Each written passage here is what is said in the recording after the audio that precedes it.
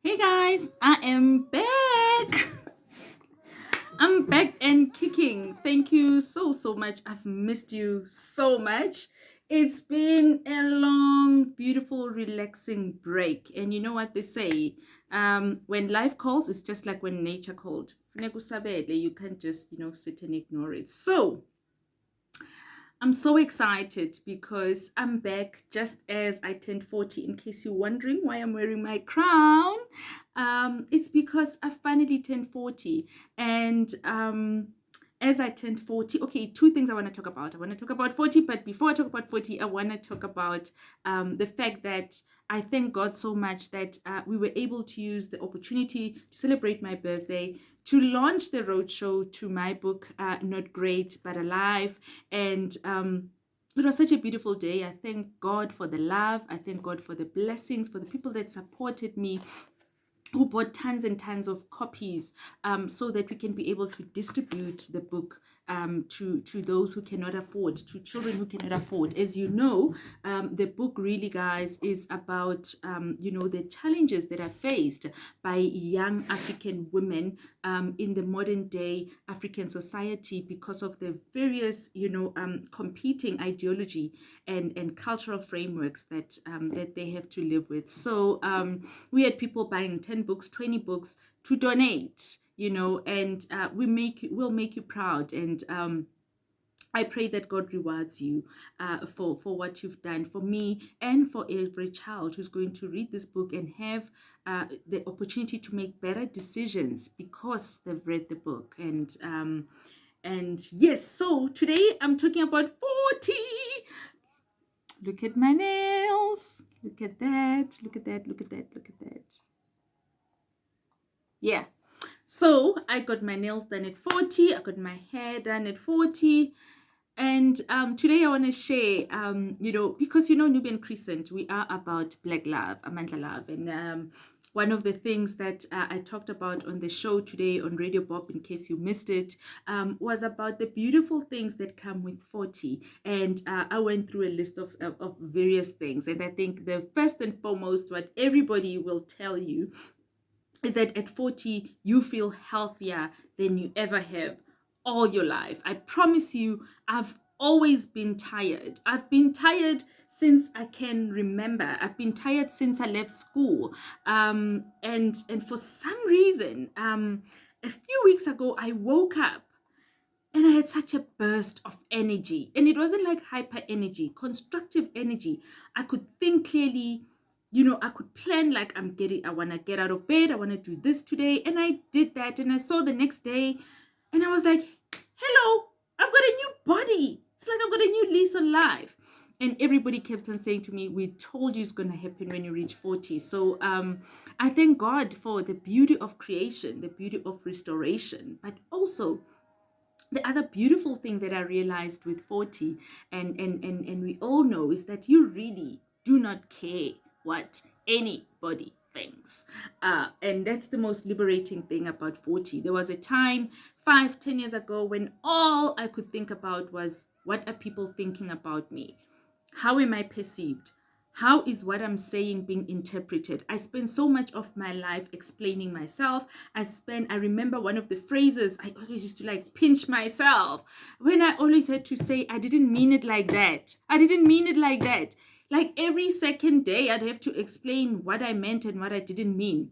But when you're 40, if somebody doesn't understand you, if they choose to misinterpret you, that's their indaba. You are concerned about being honest, being genuine, and honestly, half the time, really what you say is what you mean. And it even goes the other way around. If somebody really says something to you that is clearly emotional, offensive, whatever, hey guys, you frankly don't give, eh? And I'm blessed and I'm happy to have gotten to an age where I can actually experience this. I've heard so much about this 40, and we really also spoke about, we spoke about that, when you're at 40, really, even, your wisdom, the way you process and you make decisions, it's so much effortless, things that you would do a SWOT analysis about like 10 years ago. When you're 40, you don't even some decisions you don't even make. You let things go because you know they're going to sort themselves out. You stress less, you fret less, you care less, of course.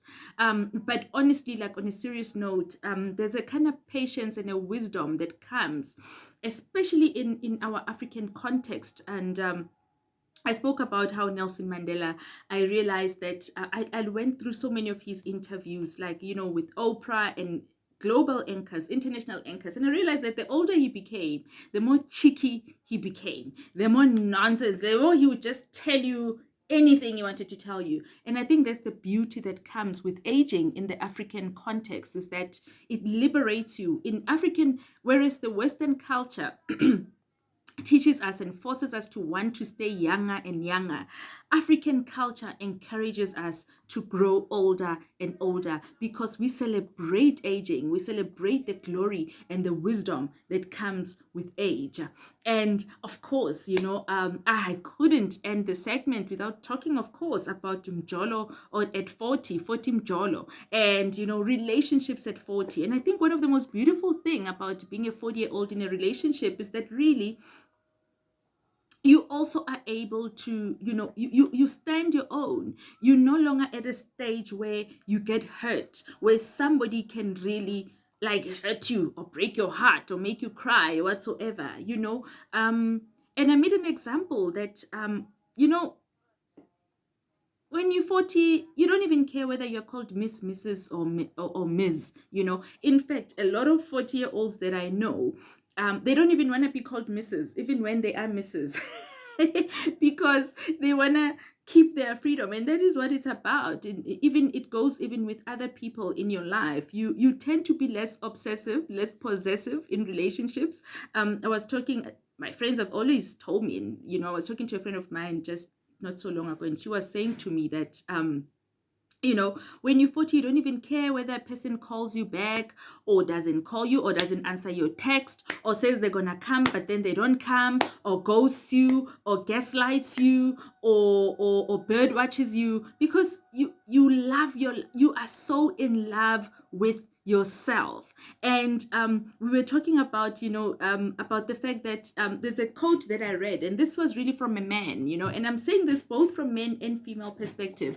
I read a quote, a guy who said there's nothing more beautiful about a 40-year-old woman like the fact that she's the only woman that will not bother you when you're watching soccer or when you're with the boys or when you're having like me time, because half the time she doesn't care what you're doing because she's doing something else, and it's usually more interesting than what you are doing. And I find that to be so true. I find a lot of 40-year-old women love their spaces, whereas when we're younger, we have that separation anxiety, and therefore you always want to be assured that you are loved, that you are cared for, that you are priority. But somehow when you're older, African wisdom teaches us that you know that somehow you have a way of knowing that, and that's the beautiful thing about really the culture, African culture, that it teaches us the mysteries that you wouldn't pick up in any other culture, and really, even at sexuality at 40, so completely different. And I was talking about the fact that, I mean, I used to be such probably you know one of those women who would never initiate, who would never approach a guy and say, let's do this, and oh baby, pull them by the tie, do the pole dance and stuff like that. I would be so shy and self-conscious and be like, oh, but I don't look good,